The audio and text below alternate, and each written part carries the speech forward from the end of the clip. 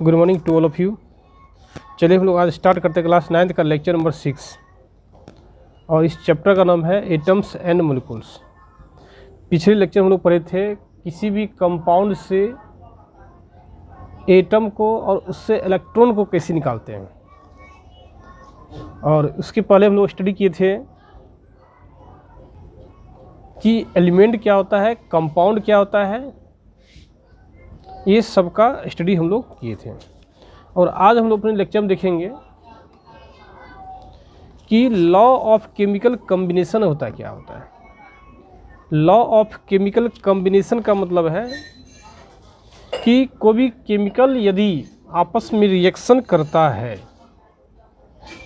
तो किस लॉ का पालन करता है। जैसे हम लोग कहें, एग्जांपल देंगे C+O2। ये कार्बन एक क्या है, खुद केमिकल है, ये क्या है, एक केमिकल है, और ऑक्सीजन भी एक क्या है, केमिकल है। जब कार्बन और ऑक्सीजन एक दूसरे से रिएक्शन करता है तो ये दोनों किस लॉ का पालन करता है उसका स्टडी हम लोग करेंगे। और आप जानते भी हैं क्या बनता है, CO2 बनता है। यह हाइड्रोजन और ऑक्सीजन जब आपस में रिएक्शन करता है ये बनता है H2O, और ये होता है गैसियस स्टेट में, ये भी होता है गैसियस स्टेट में, ये होता है लिक्विड स्टेट में। लेकिन जब दूसरा लेते हैं हम लोग क्या, Na+H2SO4 लेते हैं लिक्विड स्टेट में, ये बनता है Na2SO4, और हाइड्रोजन गैस क्या होता है, बाहर निकलता है और हीट निकलता है। तो सवाल ये, जितना भी आपने रिएक्शन देखा है ये सारा रिएक्शन जो है ड्यूरिंग द केमिकल रिएक्शन के दौरान किस किस लॉ का पालन करता है, उसी लॉ के बारे में हमें क्या करना है, स्टडी करना है। इस पॉइंट पे नाम ही है क्या, chemical law of chemical combination. Means क्या, जब दोनों कंबाइन होगा, जैसे कार्बन और ऑक्सीजन देखिए क्या है, कंबाइन हो रही है। हाइड्रोजन और ऑक्सीजन देखिए क्या हो रहा है, कंबाइन हो रहा है। सोडियम और सल्फ्यूरिक एसिड क्या हो रहा है, कंबाइन हो रहा है। तो ये सब आपस में क्या कर रही है, कंबाइन कर रही है। तो कंबाइन करते वक्त या during the chemical reaction which law में ऑब्टेन, कौन सा लॉ इससे प्राप्त होता है या कौन सा लॉ इसमें हम अप्लाई करेंगे, which law apply on the chemical reaction, which law apply on the chemical reaction, उसी लॉ का हम लोग यहाँ पे स्टडी करेंगे। मेनली हम लोग को यहाँ पढ़ना है क्या, 5 लॉ देखते हैं। There are 5 law, there are 5 basic law. 5 क्या है, बेसिक लॉ है। सबसे पहला देखिए क्या है, law of conservation of mass, law of conservation of mass. दूसरा देखिए क्या पढ़ना हमको है, law of constant proportional, law of constant proportional. तीसरा देखिए सीन में देखिए क्या पढ़ना है, law of multiple proportional, multiple proportion.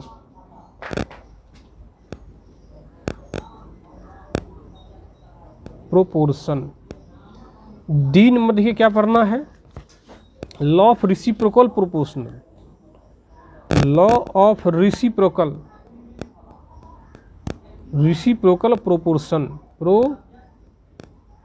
Proportion. और ई नंबर देखिए क्या पढ़ना है, Lucas, law of combining volumes. ये तो जनरली क्या है, 5 लॉ हमें क्या करना है, स्टडी करना है हम लोग को।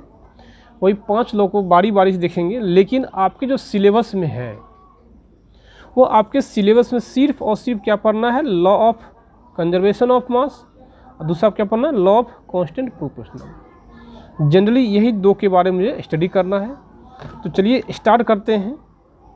Law of conservation of mass.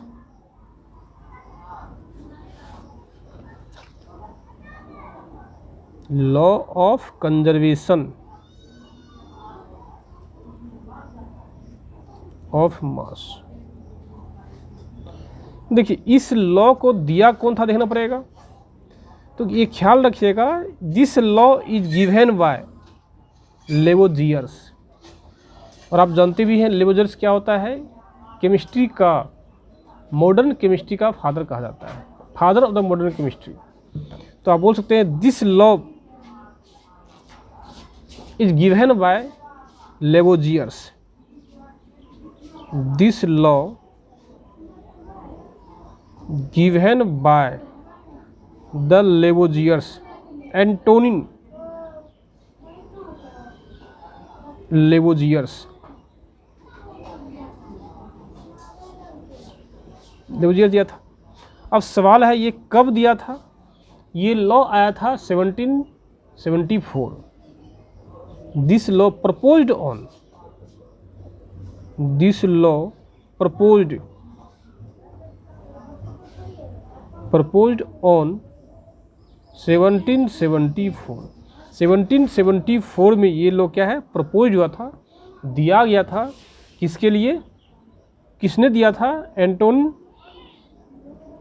Antoine लेवोजियस दिया था, जिसे हम लोग क्या बोलते हैं, फादर ऑफ मॉडर्न केमिस्ट्री बोलते हैं।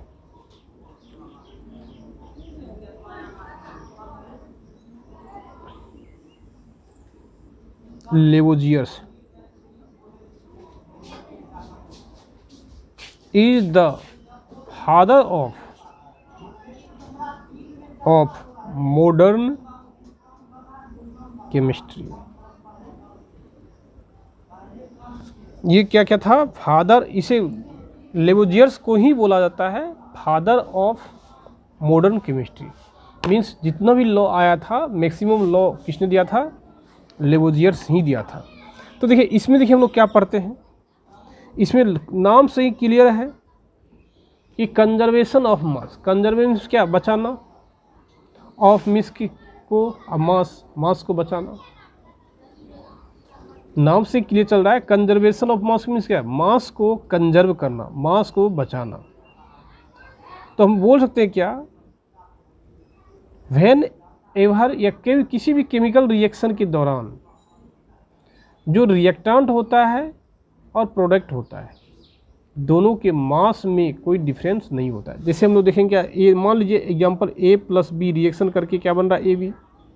तो आप ख्याल रखिएगा जो एरो है, इसको क्या एरो बोलते हैं, एरो के पीछे वाला भाग को क्या बोलते हैं, रिएक्टेंट बोलते हैं। क्या बोलते हैं, रिएक्टेंट बोलेंगे। Back side of arrow, back side of arrow, arrow के पीछे वाले भाग को क्या बोलते हैं, रिएक्टेंट बोलते हैं।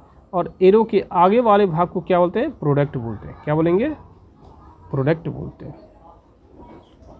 तो क्या बोलेंगे, forwarded side of the arrow means arrow के आगे वाले भाग को क्या बोलते हैं हम लोग, प्रोडक्ट बोलते हैं। और पीछे वाले क्या बोलते हैं, रिएक्टेंट बोलते हैं। यदि मान लीजिए कहीं पे इस प्रकार लिखा हो, इस प्रकार लिखा हो A B, ये हो गया एरो A + B, ऐसा भी पूछ सकते हैं आप लोग। तो ये एरो है, इस एरो के पीछे वाला पार्ट ये है, तो इसको हम लोग क्या बोलेंगे, रिएक्टेंट बोलेंगे। क्या बोलेंगे, रिएक्टेंट बोलेंगे। और इसके वाले क्या बोलेंगे हम लोग, प्रोडक्ट बोलेंगे। नहीं समझे, एरो के आगे वाले भाग क्या, प्रोडक्ट, और पीछे वाले भाग क्या बोले, रिएक्टेंट हम लोग बोलेंगे। तो देखिए स्टेटमेंट क्या है कंजर्वेशन मास का, स्टेटमेंट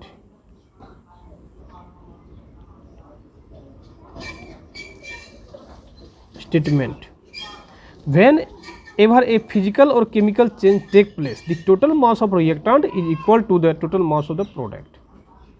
इसका देखिए स्टेटमेंट क्या है, व्हेन एवर ए फिजिकल और chemical change take place, when ever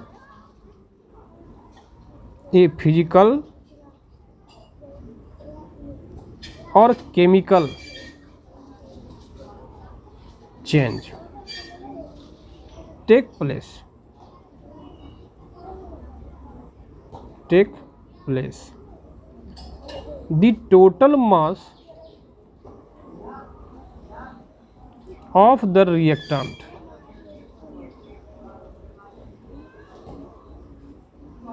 is equal to the total mass of the products of the reaction। Means क्या, किसी भी रिएक्शन में हम लोग बोल सकते हैं, कोई भी रिएक्शन लीजिए, जैसे हम लोग रिएक्शन लेते हैं क्या, कार्बन, और उसको रिएक्शन आते किससे, ऑक्सीजन से। जैसे रिएक्शन कीजिएगा तो ये बनता क्या, CO2। अब देखिए मास, इसको क्या बोलेंगे, रिएक्टेंट, इसको क्या बोलेंगे, प्रोडक्ट। तो मास ऑफ रिएक्टेंट देखिए क्या, M मीन्स क्या, मास, R मीन्स रिएक्टेंट। मास क्या होगा, mass of carbon plus mass of क्या लेना है, ऑक्सीजन लेना है। तो मास क्या 12 ग्राम होता है, ऑक्सीजन का 32 ग्राम होता है, दोनों मिला कितना हो जाएगा, 44 ग्राम होगा। यदि इसका मास निकालते हैं, मास ऑफ किसका, प्रोडक्ट का, क्या हो जाए, देखिए मास ऑफ CO2। तो इसका भी कितना होता है, कार्बन का होता है 12 ग्राम और ऑक्सीजन होता है 32 ग्राम। इसका भी निकालिएगा, कितना हो जाएगा, 44 ग्राम होगा। मीन्स आप क्लियर देख रहे हैं कि रिएक्शन होने के पहले और रिएक्शन होने के बाद दोनों का मास में कोई डिफरेंस नहीं है।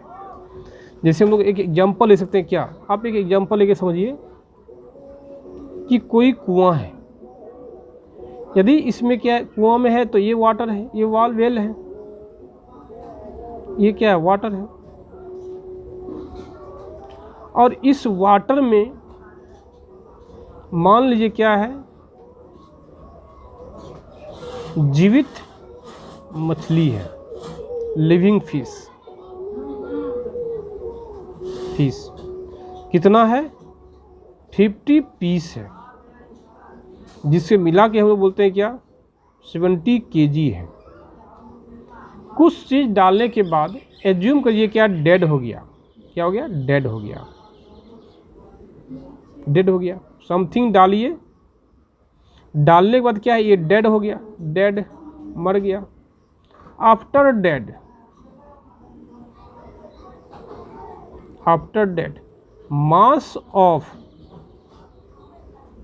50 फिश पीस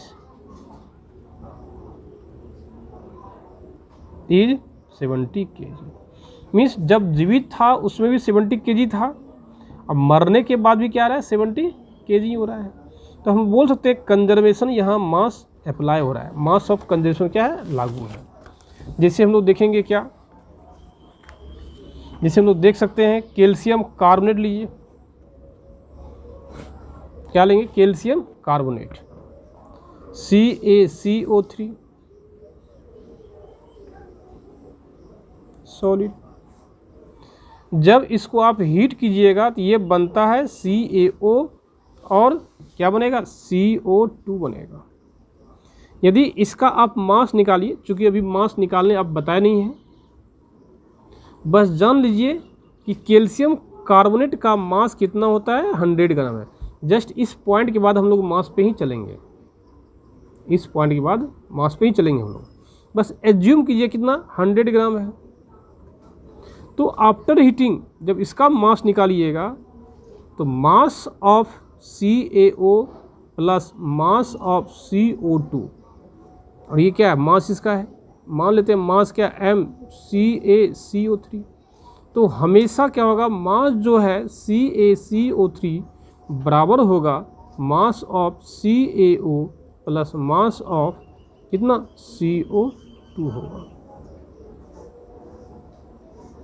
ये हो जाएगा। तो कह सकते हैं क्या, हम लोग कह सकते हैं मास जो है रिएक्टेंट, ये क्या था, देखिए रिएक्टेंट था, ये देखिए क्या था, प्रोडक्ट था। देखिए रिएक्टेंट और प्रोडक्ट दोनों का मास क्या है, सेम हो रहा है, मास में कोई चेंजिंग हम लोग का नहीं हो रहा है। तो आप बोलते देयर इज नो लॉस और gain in mass during a chemical reaction. आप कह सकते हैं हैंस वी से डैट, हम लोग कह सकते हैं देयर इज नो लॉस और gain in mass during the chemical और फिजिकल चेंज। मीन्स फिजिकल और केमिकल चेंज के दौरान जो है मास का लॉस नहीं होता है, ना ही मास का क्या होता है, गेन होता है। तो इसी को हम लोग क्या बोलते हैं, कंजर्वेशन ऑफ मास बोलते हैं। क्या बोलेंगे, कंजर्वेशन ऑफ मास बोलेंगे। नेक्स्ट लेक्चर में हम लोग देखेंगे numerical based, means numerical on the basis conservation of mass. यदि आपको यहाँ तक कोई डाउट है तो प्लीज़ आप हमारे पर्सनल नंबर पे फ़ोन करने का कोशिश कीजिए। बाय।